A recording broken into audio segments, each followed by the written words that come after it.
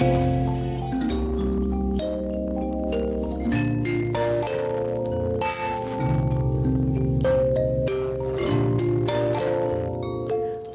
pa rin ang ating pagkilala sa mga katangi-tanging guro ng ating bansa. At sa pagkakataong ito, atin namang makakasama ang outstanding teacher mula sa Ateneo de Manila University na si Dr. Emilyn Espiritu. Teaching is the noblest of all professions. Ma'am, you've been teaching for a total of 30 years now. Was it always your dream growing up to become a professor? In fact, if you asked me 30 years ago, I would have said no. Kasi I saw how difficult it has been for my mother, who was a teacher. And basically, I come from a family of teachers.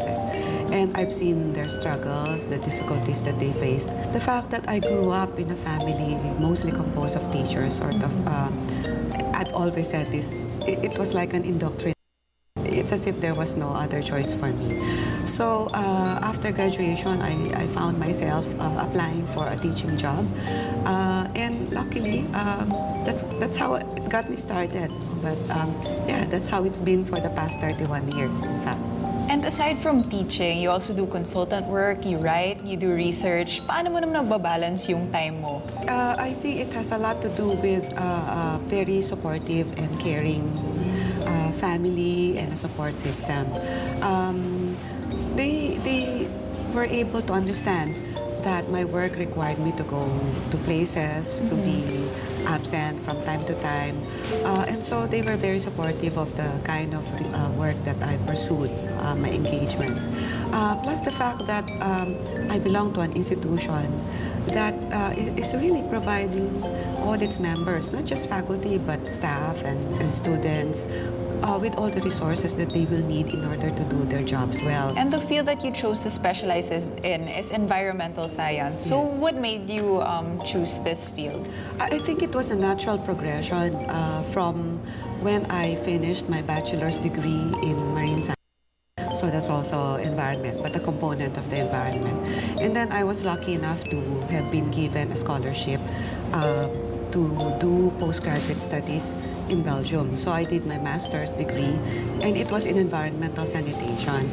At the time, it was a new field. No, it was not really popular. Even in the Philippines, I think at the time we didn't even have laws talaga related to the environment. During my stint in Belgium, I was offered to continue to pursue my PhD studies.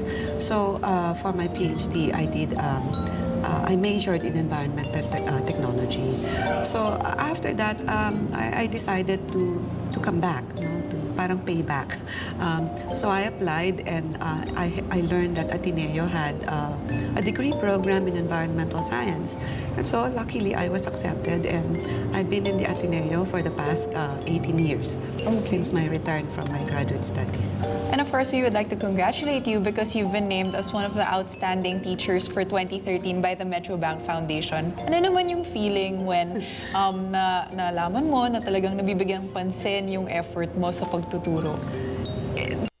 Of being recognized for something that you love to do in the first place is really, double ano yan. Parang you win the jackpot, you win the lotto. So I was really happy, and my family was also happy with me. And when my co-teachers learned about it, I guess they must have been happy for me too, no? But yeah, it's an undescribable feeling to know that the work that you've been doing is recognized, that it's given value, it's appreciated. Gusto ko lang itanong, what is one life lesson that you always try to impart to your student? Teaching is a vocation. Do not treat it as just another job. You have to be really dedicated. You have to have the patience for it. And then secondly, especially when I became a mother, being a parent gives you a different perspective of the world. I wish then that my children's teachers would treat them well, that they will teach them well. And so as a teacher myself, I vowed that I will treat my students in the same manner that I wish my children's teachers would treat them. That is with patience, with understanding, no? With care, with love. So that has been sort of my motto for the past 18 years or 31 years that I've been teaching. Teaching with love, with patience, with caring, with understanding. The way that I would want my own children's teachers to treat them.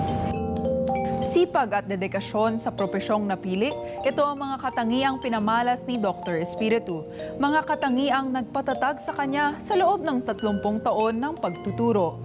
Hanggang sa susunod na pagkilala sa mga katangi-tanging Pilipino, ako po si Carla Lizardo.